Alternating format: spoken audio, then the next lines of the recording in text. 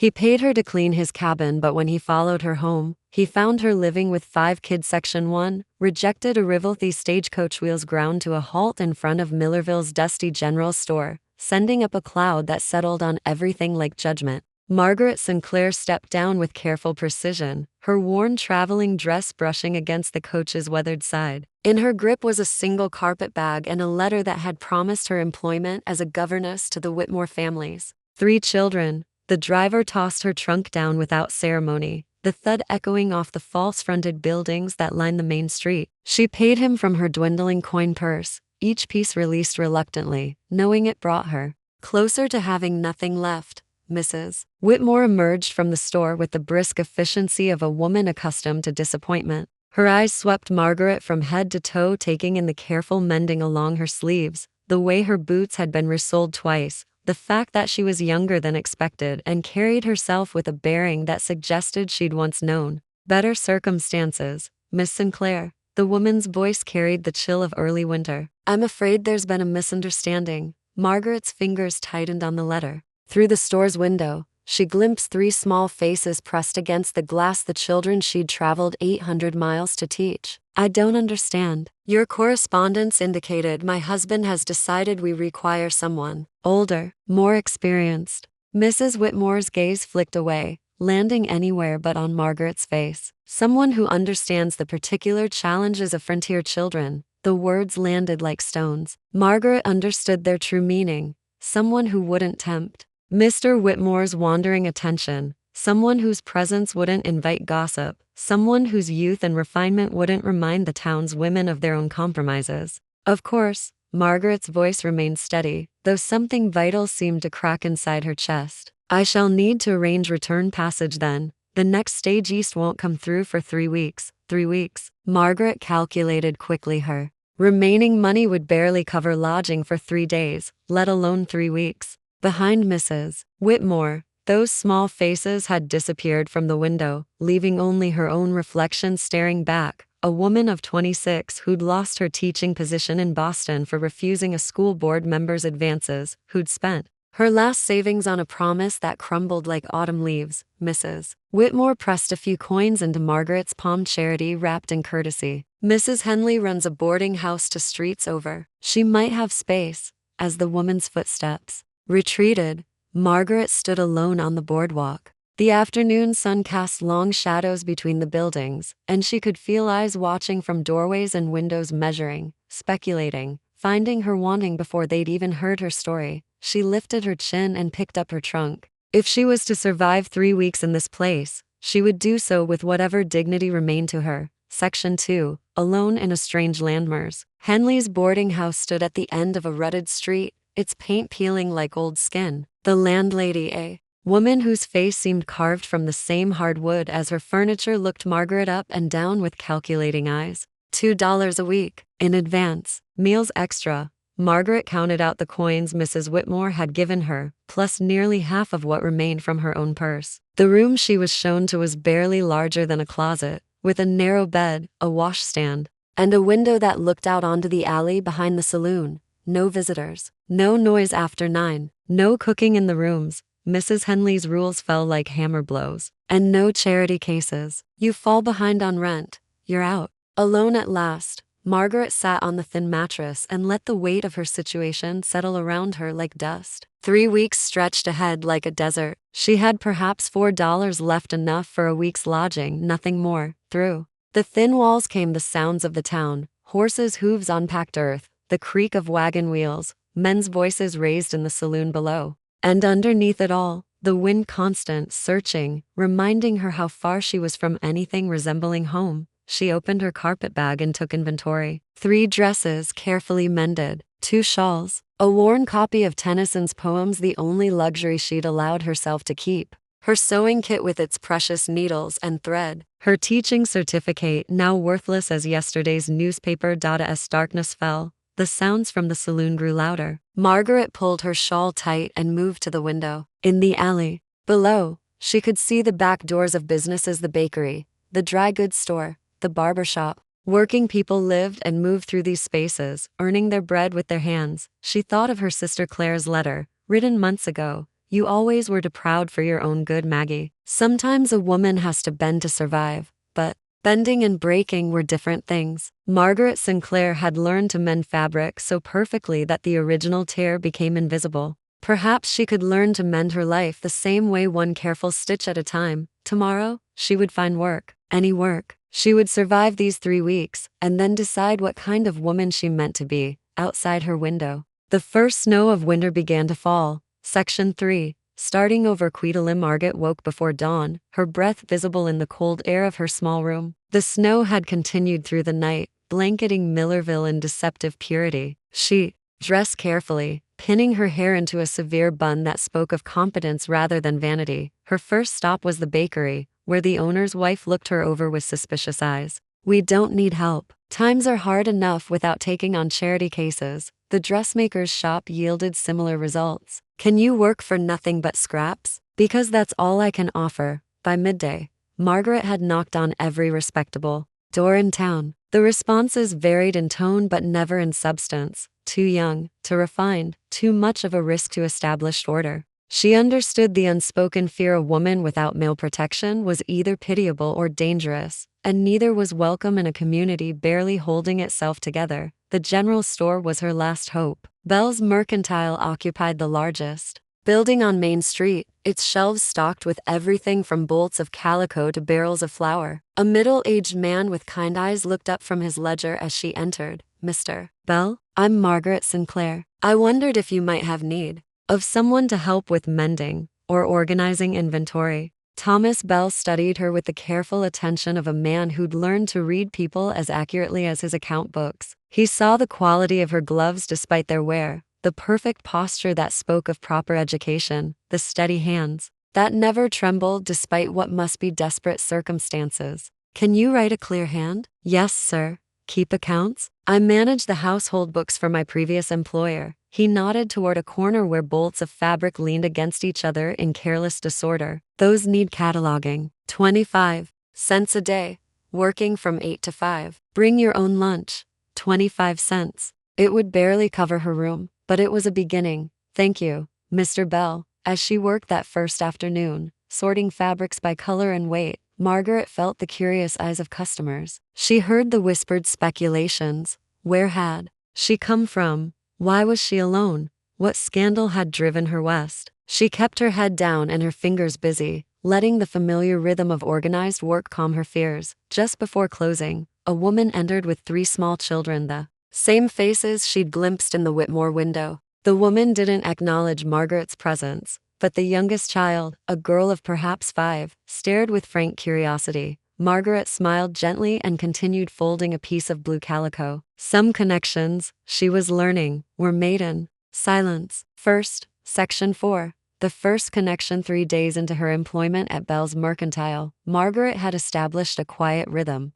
She arrived precisely at 8, worked steadily through the morning organizing inventory, and spent her lunch hour in the back room with her book of poems and a piece of bread she'd bought from the baker's day-old Ben. It was during one such lunch that she first truly noticed James Morrison. He'd been coming into the store since her first day, a tall man with weathered hands and eyes the color of winter sky. Unlike other customers who whispered about her presence, he conducted his business with Mr. Bell in measured tones, purchasing supplies with the efficiency of someone who wasted neither time nor words. That Wednesday, as Margaret knelt behind the counter organizing spools of thread by color, she heard his voice. "The woman working for you, she seems capable, Mr. Bell's response was cautious. "Miss Sinclair?" "Yes, she's proving quite useful. I've been watching her work. She has a system to everything she touches." Margaret's hands stilled on the blue thread she was holding. Most people spoke about her as if she couldn't hear, their voices carrying judgment or pity. This man spoke with simple observation, the way one might comment on the weather or the quality of grain. "She's had education," Mr. Bell replied. "More than most who end up in Millerville. Education's not the same as character. She's got both." The words settled around Margaret like warmth from a winter fire. When had anyone last spoken of her character without qualification, without the inevitable but that followed any praise? Later that afternoon, as she arranged bolts of fabric, James Morrison approached the counter where she worked. Up close, she could see the lines around his eyes, not from age, but from squinting into sun and wind. His clothes were clean but worn, the garments of a man who worked with his hands, but took pride in his appearance. "Miss Sinclair." His voice was quiet, respectful. "I'm James Morrison. I own a spread about 5 miles north of town." She looked up from her work, meeting his gaze directly. "Mr. Morrison, I wondered if you might consider taking on some additional work. My cabin needs attention, cleaning, some mending. I'd pay fairly for your time." Margaret felt the familiar flutter of caution. Too many men had offered her work that proved to be something else entirely. But James Morrison's eyes held no hidden calculation, no predatory gleam. "What sort of work specifically?" "Honest work. Washing, organizing, some needlework, if you're willing." I'm not skilled at keeping house." He paused, choosing his words carefully. "I'd respect your time and your person, Miss Sinclair." "You have my word on that." His word. When had anyone offered her something so simple and precious as their word? "I finish here at 5, she said quietly. "I could come Saturday mornings." Saturday mornings would be fine. Saturday morning arrived, crisp and clear, the kind of prairie dawn that painted the sky in shades of rose and gold. Margaret wrapped her heaviest shawl around her shoulders and walked the 5 miles to James Morrison's homestead, her breath forming small clouds in the cold air. His cabin sat in a hollow, protected by cottonwoods, their bare branches etched against the morning sky. Smoke rose from the chimney, and she could see him through the window, bent over what appeared to be account books at a rough wooden table. The cabin's interior told the story of a man living alone, not squalid, but sparse and utilitarian. Dishes were clean, but stacked haphazardly. Clothes hung on pegs with no particular order. Books lay open where he'd left them, pages marked with whatever had been at hand: a piece of bark, a nail, once what appeared to be a dried leaf. "Coffee's hot," he said simply, gesturing toward the pot on the stove. "If you'd like some before you start." She accepted gratefully, wrapping her hands around the warm tin cup. The coffee was strong and bitter, the kind that woke a person thoroughly. As she sipped, she noticed details: the careful way he'd mended a tear in his shirt sleeve, the stack of letters tied with string on the mantel, the single photograph of a woman and small child placed where he could see it from his chair. He followed her gaze. "My sister and her boy, back in Ohio. She writes every month." Margaret nodded, understanding the weight of connection across distance. "Family is precious when it's far away." "Yes." He studied her face. "You have people somewhere?" "A sister. In Pennsylvania." She didn't elaborate, and he didn't press. As the morning progressed, they worked in comfortable silence. Margaret washed dishes and swept floors while James tended his stock. When she found his sewing basket, a battered tin box containing needles, thread, and a pile of garments needing attention, she set to work mending a tear in his winter coat. He returned as she was finishing, her needle moving in small, precise stitches. "You don't need to, the work needs doing." She bit off the thread and held up the coat, examining her repair. "And I'm here to work." But they both knew it had become something more than mere employment. In the way he made sure the coffee stayed warm, in how she'd arranged his books by subject without being asked, in the careful distance they maintained close, enough to be helpful, far enough to preserve propriety. When she prepared to leave, he pressed payment into her hand, more than they'd agreed upon. "Mr. Morrison, this is too much."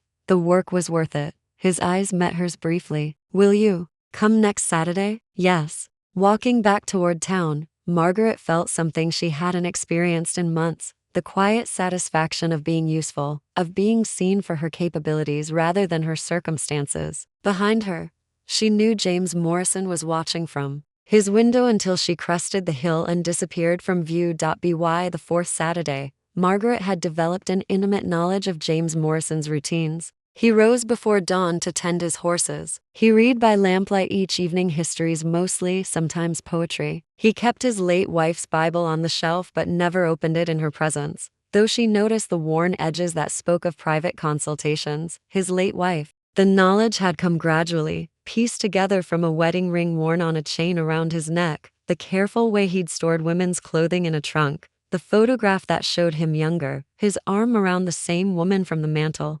Portrait. This Saturday, Margaret carried something extra in her basket: a small apple tart she'd made the night before in Mrs. Henley's kitchen, paying for the use of the oven with precious coins. She'd wrapped it in one of her own clean dish towels, telling herself it was simply practical to bring something for their shared midday meal. But her hands trembled slightly as she unwrapped it at his table. I thought, since you always provide coffee. Her voice trailed off, suddenly uncertain. James stared at the tart as if it were something miraculous. The golden crust was perfectly fluted, the apples visible through decorative cuts in the top, the whole thing still fragrant with cinnamon and butter. When did you last have something like this? He asked quietly. I made it last night. No? When did you last have someone make such a thing for you? The question caught her off guard. She thought of her childhood, her mother's kitchen, the way food had once been an expression of love rather than mere survival. A long time ago, he cut the tart carefully, as if it were made of spun glass. When he took his first bite, he closed his eyes briefly. It's perfect.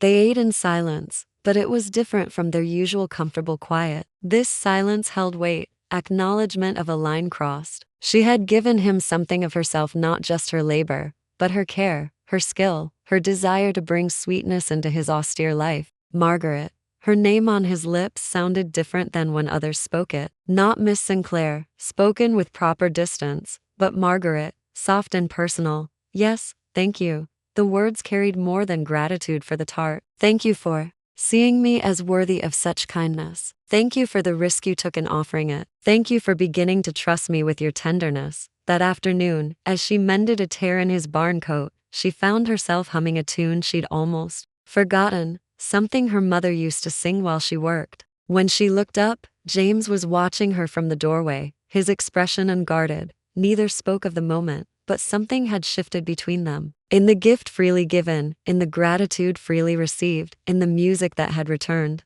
to her voice for the first time in months. When she prepared to leave, he walked her to the door. Margaret. Again, her name like a prayer. I'll see you next Saturday. It wasn't a question anymore. It was a promise. The autumn harvest festival arrived with the scent of wood smoke and the sound of fiddles tuning in the town square. Margaret had planned to spend the Saturday quietly at the boarding house, but James Morrison appeared at her door that morning, hat in hand. I wondered if you might accompany me to the festival, he said, his voice carrying the careful formality of a man making his intentions known. If you'd find it agreeable, Mrs. Henley appeared in the hallway behind Margaret, her sharp eyes taking in every detail of the exchange. Margaret felt the familiar flutter of anxiety. To be seen publicly with James would invite speculation, judgment, the kind of attention she'd spent weeks trying to avoid, but something in his steady gaze gave her courage. I would like that very much. They walked through town together, Margaret's hand resting lightly on his offered arm. She wore her best dress, dark blue wool with careful stitching along the seams and the cameo brooch that had been her mother's.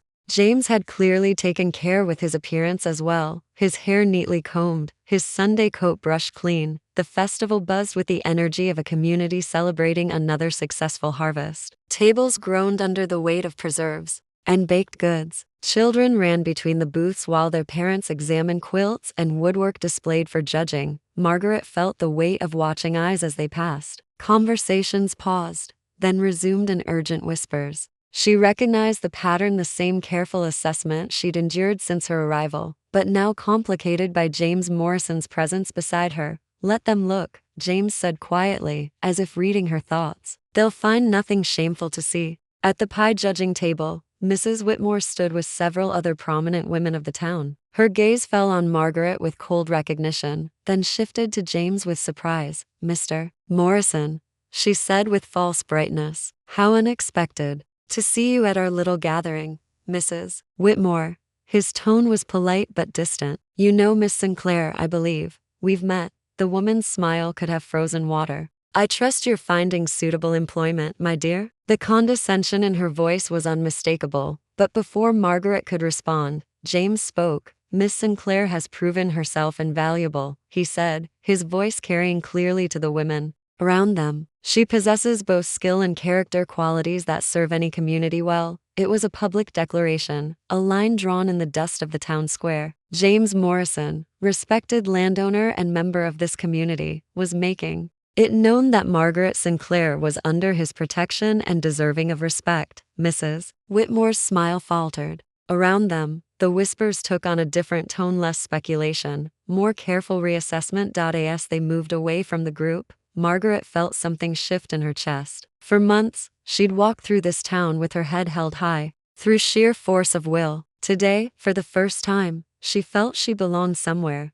"Thank you," she said quietly. "For what?" "For standing beside me." James stopped walking and turned to face her fully. "Margaret, I don't stand beside you out of charity or pity. I stand beside you because that's where I choose to be." November brought the first hard frost, and with it, a quiet that settled over the prairie like a held breath. Margaret had been working at James's cabin for 2 months now, their Saturdays becoming the cornerstone around which her week was built. But this Saturday felt different, charged with something unspoken that had been building between them like pressure before a storm. She found him splitting wood behind the cabin, his movements rhythmic and sure. The physical labor had opened his shirt at the collar, and she caught glimpses of the chain that held his wedding ring. Always that reminder of what he'd lost, what she could never replace. "The firewood can wait," she said softly. "I've made coffee." He straightened, wiping his hands on a cloth. "Margaret, we need to talk." Her heart began to race. Had she overstepped some invisible boundary? Had the town's gossip finally reached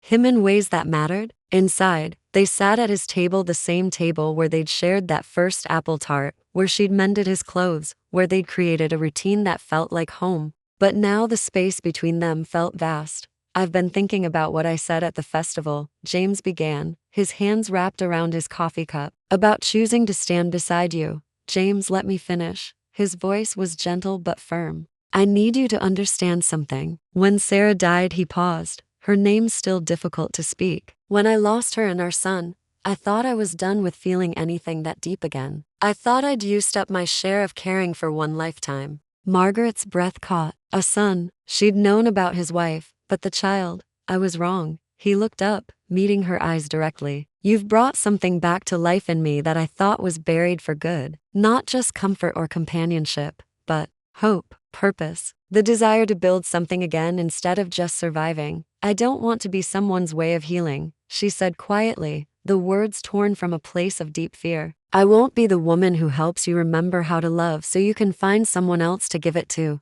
"Margaret." He reached across the table, his fingers barely touching hers. "Look at me." She did, seeing the pain in his eyes, but also something else, a certainty that took her breath away. "I'm not trying to replace what I lost. I'm trying to build something new. With you. Only you." His thumb traced across her knuckles. "I love you, Margaret Sinclair. Not because you remind me of Sarah, but because you're entirely yourself. Strong and stubborn and beautiful in ways that have nothing to do with anyone else." The words hung in the air between them, precious and fragile as blown glass. "I have nothing to offer you," she whispered. "No family, no dowry, no reputation worth protecting. I'm a woman who came here with nothing and still has nothing. You have everything I want." His hand tightened on hers. "Your courage, your kindness, your terrible coffee and your perfect tarts. The way you hum when you work. The way you see the best in people even when they don't deserve it.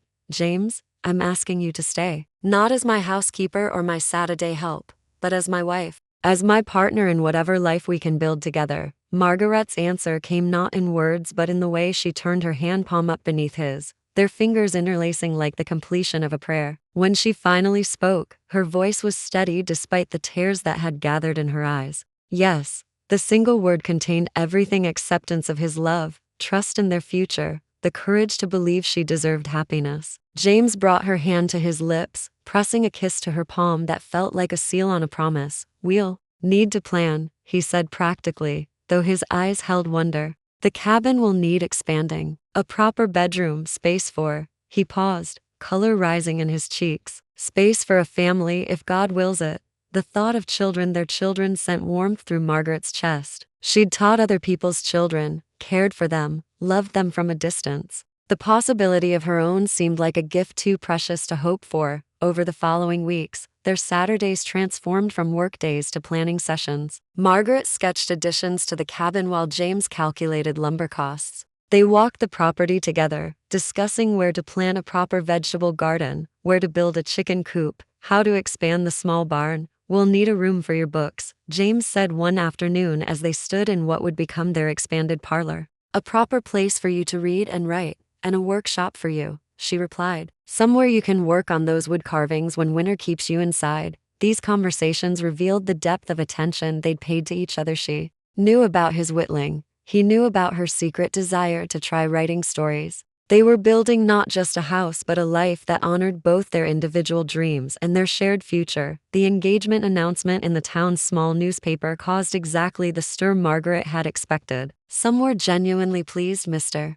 Bell at the Mercantile actually smiled when he congratulated her. Others remained coolly polite, their acceptance grudging but present. "Let them think what they will," James said when she worried about the whispers. "We know the truth of what we're building." On a crisp December afternoon, as they planned their spring wedding, Margaret found herself standing in the cabin's main room, watching James sketch modifications to the fireplace. The late sun slanted through the windows, warming the space that would soon truly be home. "I used to think happiness was something that happened to other people," she said quietly. James looked up from his drawings. "And now I think it's something you choose. Every day, in small ways and large ones." She moved to stand beside him, looking down at his careful plans. "I choose this, us, the life we're going to build together." He set aside his pencil and pulled her into his arms, holding her close enough that she could feel his heartbeat against her cheek. Outside, snow began to fall again, but inside their cabin, their home warmth surrounded them like a promise kept. "We'll make it good, Margaret," he murmured against her hair. "Whatever comes, we'll face it together." The wedding took place on a May morning when the prairie had dressed itself in wildflowers and the cottonwoods along the creek were their newest green. Margaret had sewn her own dress from fabric James had ordered, specially cream-colored silk that caught the light like captured sunbeams. She'd worked on it by lamplight through the winter months, each stitch a meditation on the life she was about to begin. The ceremony was held in the cabin's main room, expanded now to accommodate the dozen guests who'd come to witness their union. Mr. Bell stood as James's best man, while the preacher's wife had agreed to stand with Margaret, a kindness from a woman who'd judged her worthy long before the rest of the town came around. As she spoke her vows, Margaret looked into James's eyes and saw reflected there the woman she'd become over these months, not the desperate creature who'd stepped off the stagecoach with nothing, but someone who'd learned to build a life from the ground up, one day at a time. "I, Margaret, take you, James, to be my husband," she said, her voice carrying clearly through the room. "I promise to stand beside you in all seasons, to share your burdens and your joys, to build with you a home worthy of the love we found." When James slipped the gold band onto her finger, a ring he'd had made by the town's blacksmith, simple and strong, Margaret felt the last piece of her old life fall away. She was no longer the woman who'd been rejected at the Whitmore door, no longer the charity case at Mrs. Henley's boarding house. She was James Morrison's wife, Margaret Morrison, a woman who belonged somewhere. The celebration that followed was modest but warm. Mrs. Bell had baked a cake, and several neighbors had brought dishes to share. Even Mrs. Whitmore appeared, her congratulations stiff but present a grudging acknowledgement of Margaret's transformed status in the community. As evening approached and the guests began to depart, Margaret found herself standing on the cabin's new front porch, watching the last light fade from the western sky. The sound of dishes being cleared drifted from inside, where James was tidying up with the easy efficiency she'd come to love. The little Whitmore girl, Emma, she'd learned the child's name, had lingered after her parents left, drawn as always to Margaret's quiet presence. "Mrs. Morrison," the child said solemnly, "you look beautiful." "Thank you, Emma." Margaret knelt to the child's level. "Would you like to help me plant flowers in the garden next week?" The girl's face lit up. "Yes, please." As Emma ran to catch up with her parents, Margaret remained on the porch, breathing in the sweet air of a prairie spring. James emerged from the cabin, slipping his arms around her waist from behind. "Any regrets, Mrs. Morrison?" She leaned back against his chest, solid and warm. "Only that it took me so long to find my way here." "You found your way exactly when you were supposed to." His lips brushed her temple. "You reminded me who I was meant to be, and I hope I've done the same for you." Margaret smiled, watching the first stars appear in the darkening sky. She thought of the woman who'd arrived in Millerville 8 months ago, broken, desperate, carrying nothing but wounded pride and dwindling hope. That woman had been strong, but she hadn't known it. She'd been worthy, but she hadn't believed it. "You didn't remind me who I was," she said softly. You helped me discover who I could become. In the distance, a meadowlark called its liquid song across the prairie. Tomorrow would bring new challenges, new joys, the daily work of building a life together. But tonight, Margaret Morrison stood in the doorway of her own home, beloved and belonging, finally at peace with the woman she'd chosen to be.